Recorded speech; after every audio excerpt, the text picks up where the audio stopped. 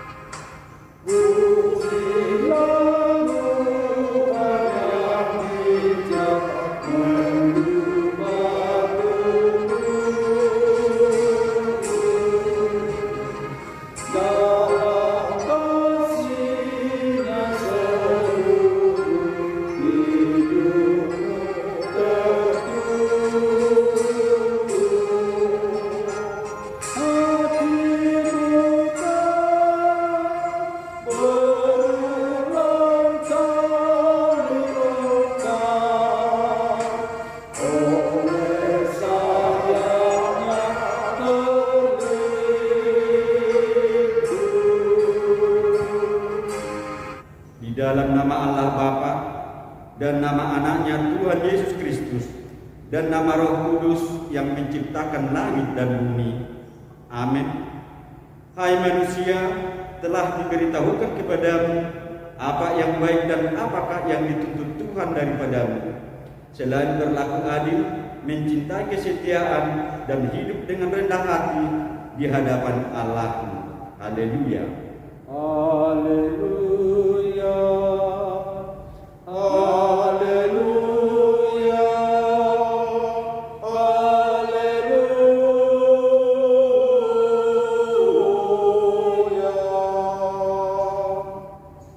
Kita berdoa. Ya Tuhan Bapa kami yang di sorga, berilah kepada kami hati yang kudus, pikiran yang baik, dan jiwa yang sungguh melakukan pekerjaan yang baik. Berilah kami damai, agar kami merasa aman dan tentram di dalam perlindungan-Mu. Kiranya kami senantiasa berpegang pada firman-Mu di dalam menghadapi musuh-musuh kami.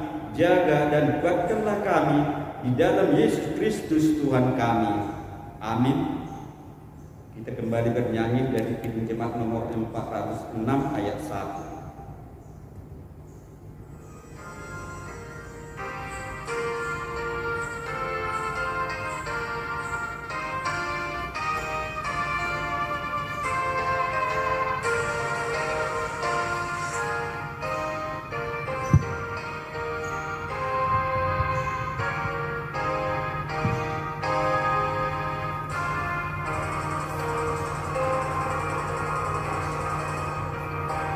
Ya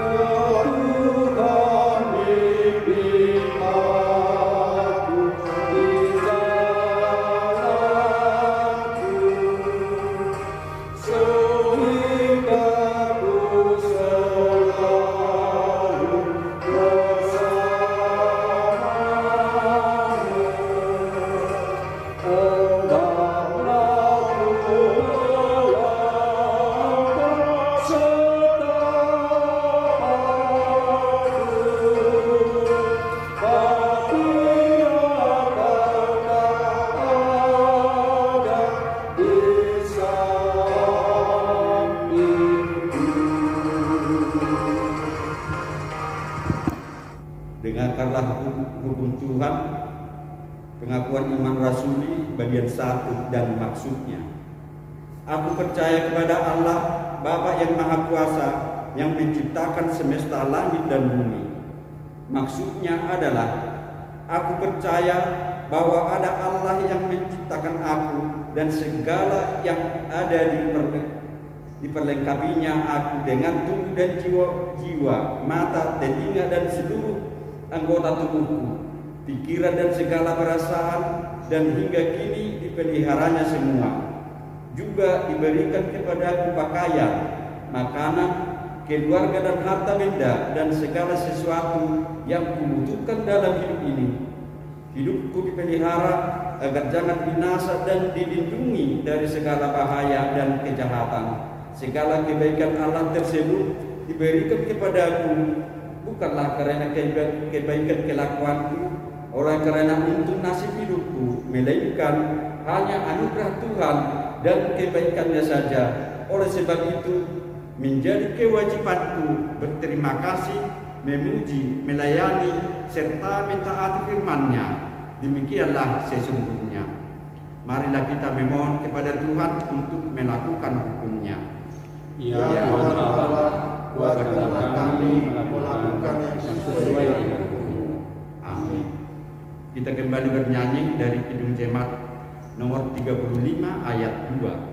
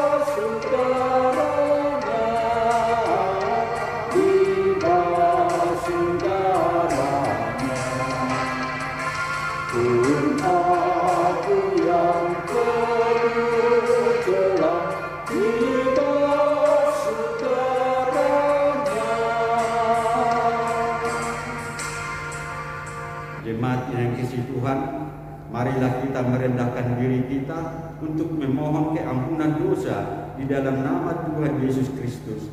Kita berdoa.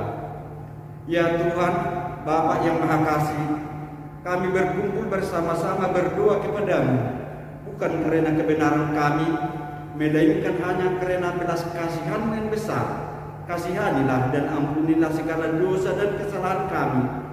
Bangunkanlah hati dan jiwa kami, supaya kami dapat meninggalkan segala perbuatan kami yang jahat, dan kami beroleh hidup yang baru di dalam Yesus Kristus Tuhan kami. Amin.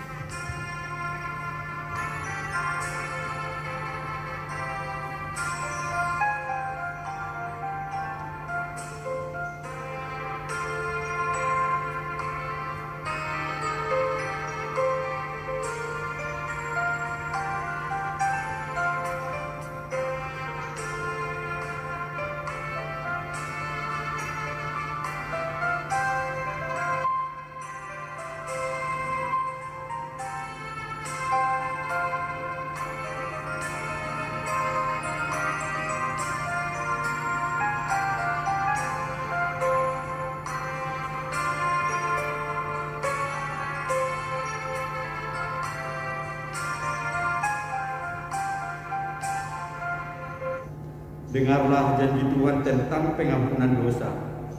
Hanya sesaat lamanya aku meninggalkan engkau, tetapi karena kasih sayang yang besar, aku mengambil engkau kembali. Dalam muka yang meluap, aku telah menyembunyikan wajahku terhadap engkau sesaat lamanya. Tetapi dalam kasih setia abadi, aku telah mengasihi engkau, firman Tuhan penebusmu. Kemuliaan bagi Allah di tempat yang maha tinggi. Amin. Kita kembali bernyanyi dari Kidung Jemaat nomor 64 ayat 2.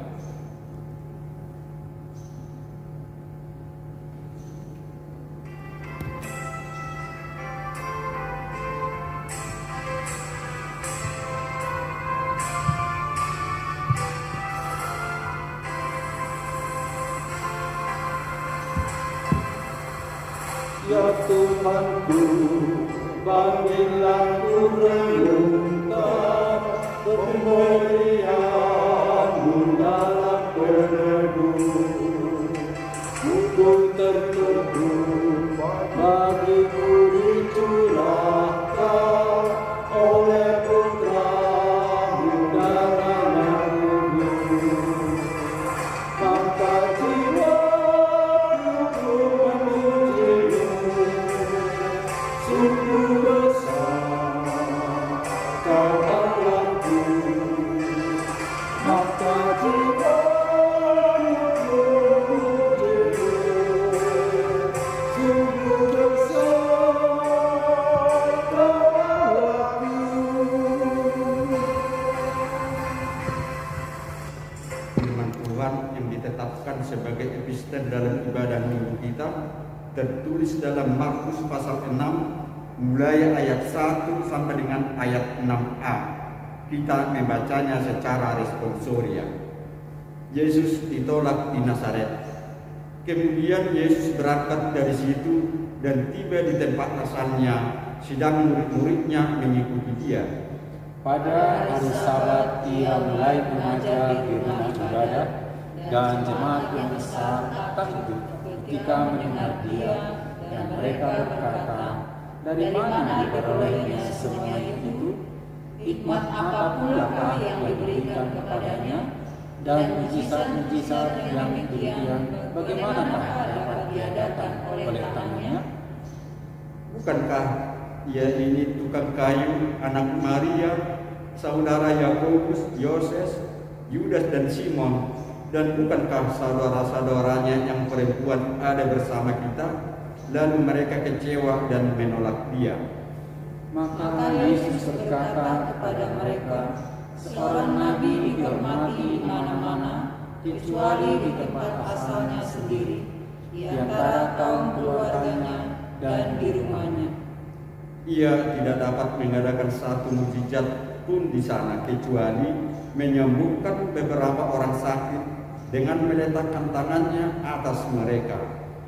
Ia merasa heran atas ketidakpercayaan mereka. Demikianlah firman Tuhan. Berbahagialah orang yang mendengar firman Tuhan serta memeliharanya. Amin. Kita kembali bernyanyi dari Kidung Jemaat nomor 68 ayat 1.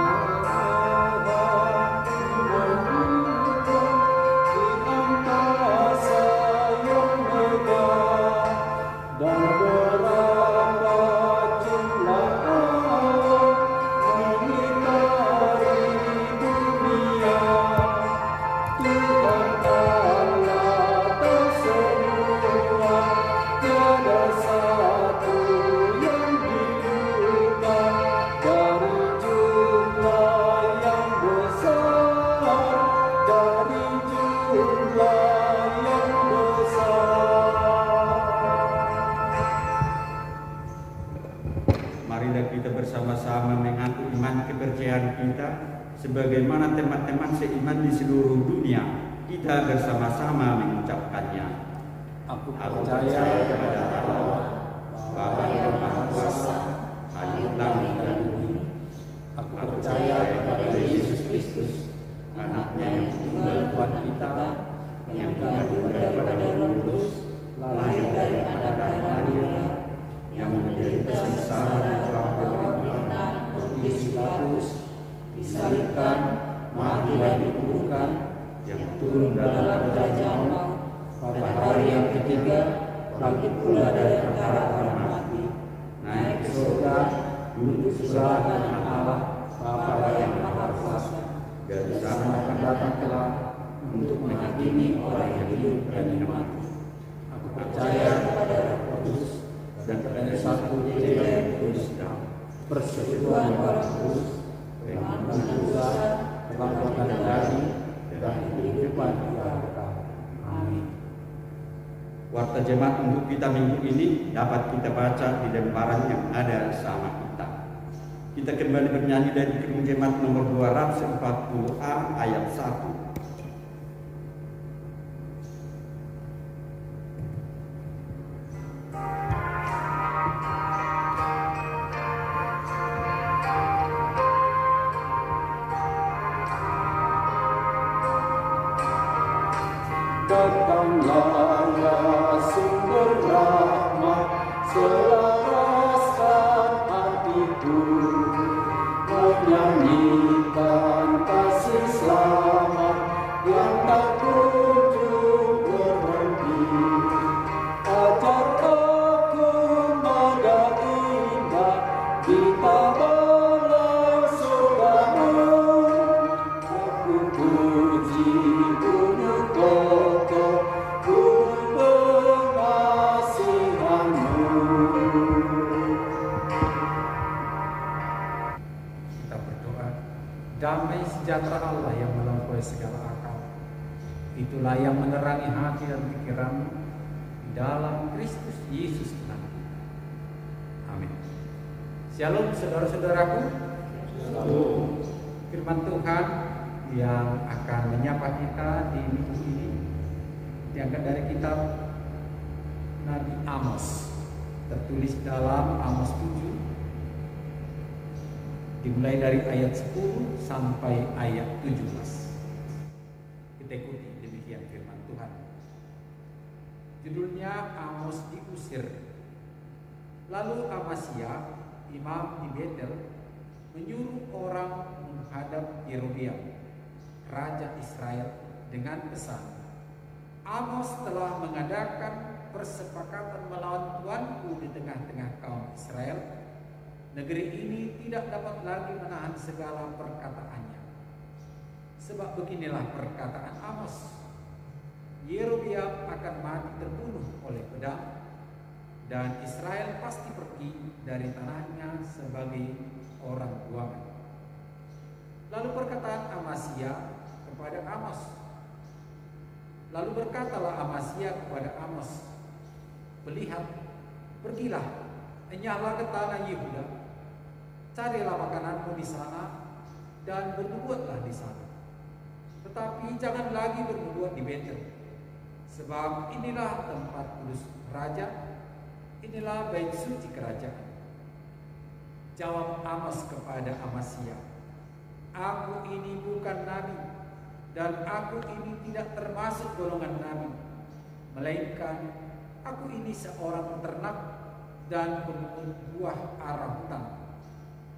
Tetapi Tuhan mengambil aku dari pekerjaan menggiring kambing domba, dan Tuhan berfirman kepadaku, pergilah bernubuatlah terhadap umatku Israel. Maka sekarang dengarlah firman Tuhan. Engkau berkata, janganlah bernubuat menentang Israel, dan janganlah ucapkan perkataan menentang keturunan Ishak. Sebab itu beginilah firman Tuhan, istrimu akan bersundal di kota, dan anak-anakmu laki-laki dan perempuan akan tewas oleh pedang. Tanahmu akan dibagi-bagikan dengan memakai tali pengukur. Engkau sendiri akan mati di tanah yang najis, dan Israel pasti pergi dari tanahnya sebagai orang buangan." Demikian jauh bacaan firman Tuhan. Saudara-saudaraku yang Tuhan Yesus kasihi, hingga saat ini kita masih merasakan kesulitan kita, keterbatasan kita. Bahkan seolah-olah kita semakin dibuat sempit ruang gerak kita. Protokol kesehatan rasa-rasanya seperti himbauan kebosanan. Apakah kita berontak? Apakah kita melawannya? Atau melupakannya? Atau misalnya kita menjadi arak-arakan yang melawan? Saudara-saudara, jangan. Itu tindakan keliru, dan itu tidak benar. Yang ada ialah kita sedang diuji, kita sedang diminta agar bersikap benar, agar bersikap baik, agar kita sungguh-sungguh dapat melewati yang sulit ini dengan jalan baik, dan yang baik akan tetap baik. Saudara-saudaraku, ketika firman Tuhan ini diperhadapkan pada suasana dalam hubungan hamba Tuhan dengan bangsa, dengan kerajaan, dengan orang-orang yang ada di sekitar hamba Tuhan itu, maka rasa-rasanya dalam gambaran firman Tuhan ini, hamba Tuhan itu sangat disepelekan. Bukankah kita tahu bahwa hamba Tuhan yang bergumul, yang menerima, yang mendengarkan dan yang diutus oleh Tuhan itu adalah sangat benar, karena dia mendengarkan Tuhan, karena dia menyampaikan apa yang disampaikan oleh Tuhan, bukan apa yang lahir dalam dirinya, bukan berdasarkan apa yang dipergumulkan, tetapi Tuhan menyuruh. Dan itulah kehadiran para nabi, hamba yang diutus oleh Tuhan dalam keadaan sesulit apapun. Dan mari ketika kita menghayati firman Tuhan ini, ada apa? Ketika seorang hamba akan berbicara benar lalu dikatakan salah. Seorang nabi Amos pada saat itu memang hidupnya sangat didominasi oleh tindakan-tindakan tercela, perkataan kotor, bahkan segala sesuatu yang dianggap menjadi kesukaan justru telah banyak didominasi oleh tindakan-tindakan tercemar, baik perhimpunan keluarga, antara orang tua dan anak, demikian lingkungan. Segala sesuatu adalah tipu daya. Amang ambil contoh sebagaimana tertulis dalam pasal 5 ayat 7 dan seterusnya. Ada suara yang sangat keras. Hai kamu yang mengubah keadilan menjadi ipuh dan yang menghempaskan kebenaran ke tanah. Dialah yang telah membuat bintang Kartika dan bintang Melati, yang mengubah kelemahan menjadi pagi dan yang membuat siang gelap seperti malam. Dia yang memanggil air laut dan mencurahkannya ke atas permukaan bumi. Tuhan, itulah namanya. Tetapi kebenaran Tuhan tidak pernah mendapat tempat mengubah mereka, membentuk mereka. Manakala mereka memperdengarkan Tuhan itu maha besar, itu hanya sebatas ucapan yang indah dalam ibadah, nyanyian-nyanyian yang dapat menutupi kelemahan mereka hanya dalam sekitar ibadah saja. Ibadah mereka adalah kebohongan. Ibadah mereka seolah-olah ratapan dalam kedosaan.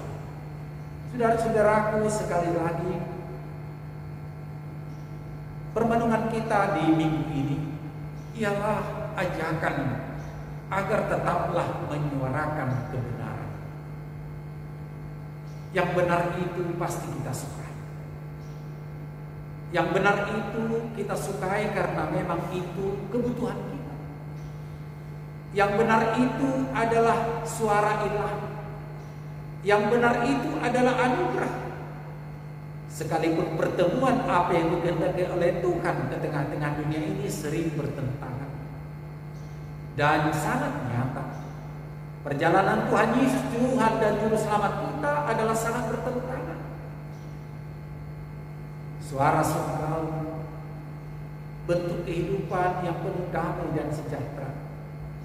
Sejak awal munculnya Tuhan Yesus ke tengah-tengah dunia adalah diperhadapkan kepada pertentangan, penolakan. Mulai dari kalangan yang sangat tertinggi, kaum cerdik pandai, kuasa yang lebih mulia dan agung, justru sangat bertentangan dengan apa yang dihadirkan oleh Allah dalam diri Yesus Kristus. Dan rasa-rasanya kehadiran Tuhan sebagai inti kebenaran itu sepertinya tertati-tati. Karena kesana sini dia dijebak, di sana sini dia dikomentari, di sana sini dia diperalat, seolah-olah yang ada di sekitarnya hanya menilai dari sudut salah, lalu kebenaran Tuhan diarahkan bahkan dituntun kepada penyaliban. Saudara-saudaraku, apa yang ditawarkan oleh dunia ini adalah kesenangan sesaat. Apa yang ditawarkan oleh dunia ini adalah enaknya didengar. Apa yang ditawarkan oleh dunia ini adalah yang bikin gembira walaupun itu hanya sesaat. Saudara-saudaraku, Nabi Amos, benar dia adalah nabi yang kecil waktu itu, tidak seberapa tersohor. Di samping latar belakangnya dari desa, dari Tekoa, desa yang tidak terkenal, sebuah kampung, latar belakang seorang hamba Tuhan. Dan belum lagi ketika Tuhan mengangkat dia, memanggil dia, justru dari kalangan tidak mendapat tempat. Dia seorang gembala yang sehari-harinya jauh dari kebersamaan halayak ramai. Dia tidak diperhitungkan. Tetapi untuk menghadirkan kebenaran Tuhan, bukankah tidak perlu mempertimbangkan dari latar mana dia, dari desa atau dari kampung mana dia? Sebab kebenaran itu sebetulnya ketika bertentangan dengan kita, karena memang kita rasakan sangat menggigit mungkin, atau sangat bertentangan dengan hati nurani kita. Sebagai orang percaya yang dikuasai oleh Roh Kudus, sesungguhnya ketika itu terjadi, maka disitulah Allah sedang berbicara kepada kita lewat kebenaran itu. Dan pengalaman-pengalaman seperti itu sering terjadi. Tidak jarang orang membentengi dirinya dengan kebolehannya, dengan kemampuannya untuk tidak mendapat kritik, sekalipun kritik itu memang sesungguhnya sangat kita tahu itu benar, kita sadari itu benar. Tapi kritik seperti itu ketika mengganggu kita, kita tepis, kita cari cara untuk berlindung, kita cari cara untuk menghindar, kita cari cara untuk membenarkan diri dalam kesalahan. Dan ini yang terjadi dalam nafsu. Saudara-saudaraku, apa artinya ini di tengah-tengah kehidupan kita sekarang? Pertama, tentu Allah selalu rindu agar kita berjalan dan hidup dalam kebenarannya, sekalipun kita dalam kondisi susah, dengan hidup yang serba terbatas. Allah ingin agar semua aktivitas kehidupan kita lalui dengan cara yang kita. Lewat apakah itu? Ucapan kita perlu, tindakan kita dalam kebenaran kita. Dan rencana-rencana kita juga janganlah rencana keliru, tapi rencana benar. Karena Tuhan tentu adalah selalu akan di pihak orang yang bersikap benar. Yang kedua ialah ketika kita diperhadapkan dengan suasana yang seolah-olah lebih besar dari kita. Sama seperti Nabi Amos ketika diperhadapkan dengan hamba lain yang lebih tersohor darinya dan kuasa pemerintahan yang sangat hebat waktu itu, Yerobiam. Nah, saudara-saudaraku, maka jangan takut, jangan ragu. Pejuang keadilan adalah pejuang yang senantiasa ditunggu dan dinanti oleh siapa saja, secara akan mencatat tentang perjuangan-perjuangan kebaikan dalam hidup kita ini. Dan tentu apakah yang akan kita wariskan tentang hadirnya sebagai pejuang kebenaran, secara akan mencatat, dan keturunan kita ke depan akan bagian dari kebanggaan sejarah, bukan bahagian dari cercaan sejarah.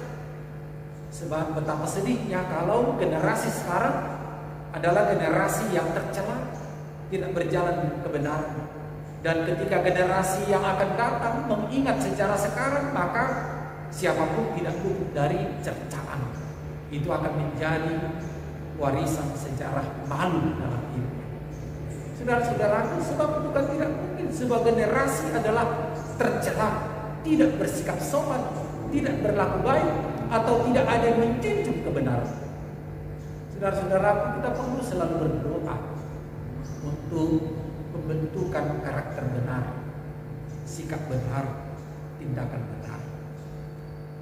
Apakah itu di adat, apakah itu di tengah-tengah pemerintahan, apakah itu di tengah-tengah gereja, dalam persahabatan, dalam pergaulan, di tengah-tengah dunia di mana Tuhan memakai dan mengutus orang percaya.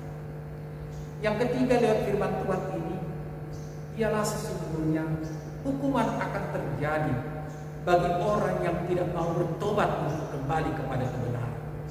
Kita lihat dalam nats ini, betapa sedihnya kalau dalam hubungan yang sangat khusus di tengah keluarga justru dinyatakan oleh Nabi Amos, maka akan terjadi perilaku beginilah firman Tuhan, istrimu akan bersundal di kota dan anak-anakmu laki-laki dan perempuan akan tewas oleh pedang dan seterusnya. Kehidupan yang tidak mau kembali kepada jalan Tuhan, kehidupan yang mengabaikan kebenaran. Saudara-saudara, apa saja kebenaran itu? Tentu itu menyangkut tata krama, kesopanan, kebaikan, budi yang luhur, dan semuanya itu telah Tuhan cipta bisa dilakukan oleh orang percaya, bisa dilakukan antara seorang kepada orang lain. Saudara-saudaraku, masa sulit akan mungkin tetap kita akan jalan, tetapi di tengah-tengah masa sulit itu Allah berbicara, bersikaplah benar. Tuhan ada di pihak kita, Tuhan melihat kita, Tuhan menuntun kita. Berperilaku benar sebagai orang percaya, tentu kita tekun. Hidup kita tidak pernah luput dari segala tantangan dan cobaan, tetapi pesan firman Tuhan, berserulah kepada Aku, datanglah kepada Aku, dalam doa, dalam pujian, sendiri atau bersama, di tengah-tengah keluarga atau jemaat, dalam keterbatasan, Tuhan akan selalu mendengarkan rasa haus kita. Berbahagialah orang yang haus akan kebenaran, sebab mereka akan dibebaskan. Amin. Mari kita berdoa. Ya Tuhan Allah Bapa dalam surga, kami memuji dan bersyukur kepada-Mu Tuhan. Dan kami akan selalu berseru-seru dalam pujian dan rasa syukur kami, karena kami yakin dan percaya Tuhan adalah Maha mendengar. Pada suasana sulit, pada suasana gembira, pada suasana getir, pada suasana penderitaan yang sangat memilukan, di tengah-tengah pandemi corona yang masih meliputi kehidupan kami, Tuhan, kami selalu percaya dan dituntun oleh kebenaran firman Tuhan. Tuhan adil, Tuhan baik, Tuhan selalu menyediakan telinganya bagi para hamba-Nya. Tuhan menyuruh dan Tuhan mengutus, Tuhan mengajari, dan Tuhan memberikan jalan-jalan baik bagi kami. Kami percaya itu. Oleh karena itu ya Bapa, pada kesempatan peribadahan lewat live streaming ini, Tuhan, hamba-Mu memohon, hadirlah Engkau ya Tuhan di tengah-tengah kehidupan kami, dan kehadiran Tuhan mengajar kami dan mengajak kami agar patuh, bersikap baik, selalu menjunjung tinggi berperilaku benar, perkataan, perbuatan, rencana-rencana dan harapan-harapan, berperilaku menjadi anak Tuhan yang dapat dibanggakan, karena Tuhan berencana indah dan mulia bagi para hamba-Nya, menjadi orang kepercayaan yang layak diutus, disuruh untuk memberitakan kabar kebenaran. Tuhan, terima kasih. Hingga hari ini kami dijunjung tinggi untuk pengabdian ini.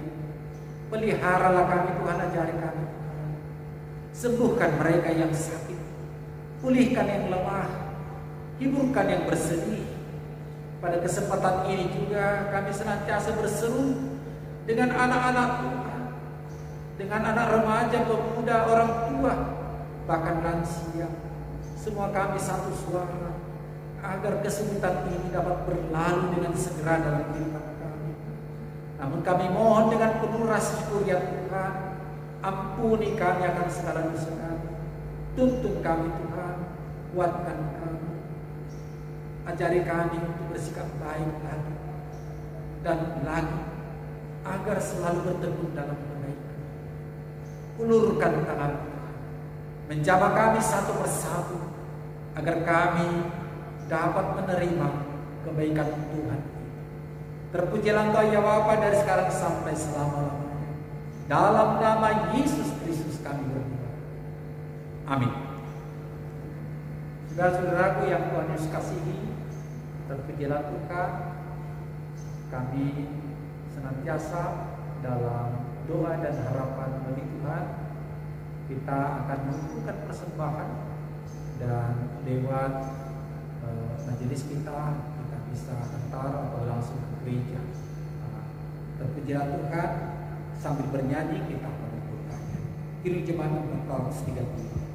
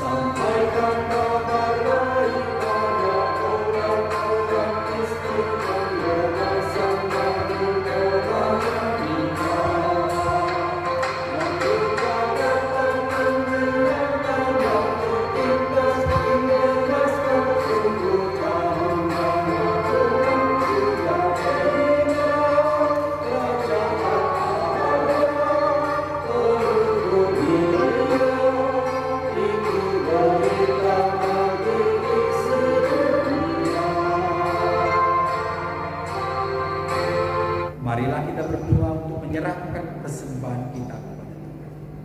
Ya Allah Bapa kami di surga, kami mengaku bahwa Tuhan adalah sumber dari segala karunia yang melimpah dalam kehidupan kami masing-masing. Sebagian daripada karunia itu kami serahkan kembali sebagai persembahan kepada Tuhan.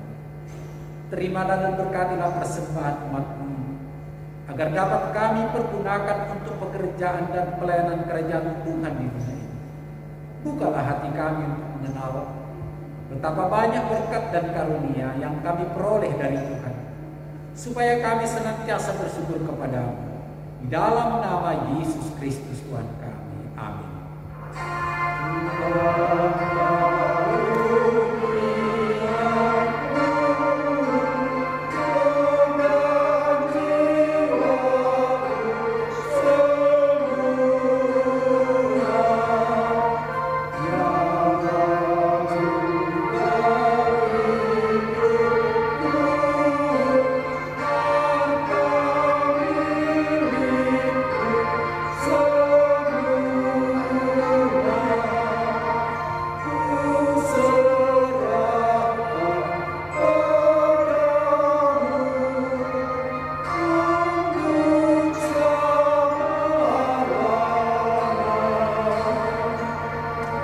Bapa kami yang di surga, dikuduskanlah nama-Mu. Datanglah kerajaan-Mu. Jadilah kehendak-Mu di bumi seperti di surga.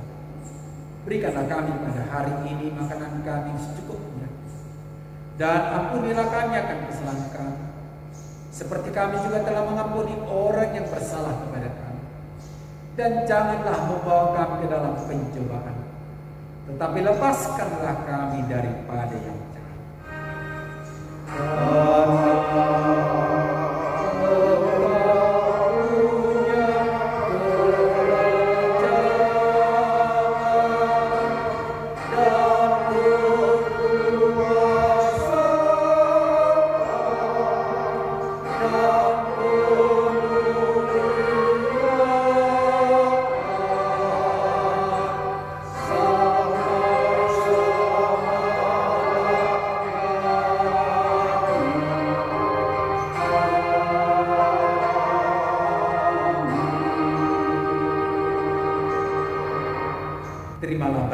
diberkati.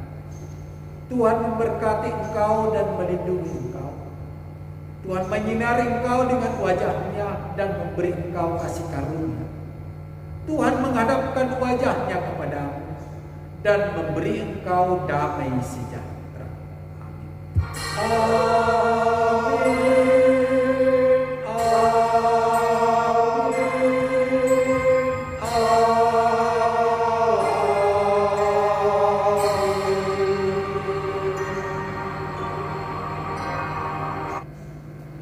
Dari kami yang melayani di minggu ini menyampaikan salam sehat.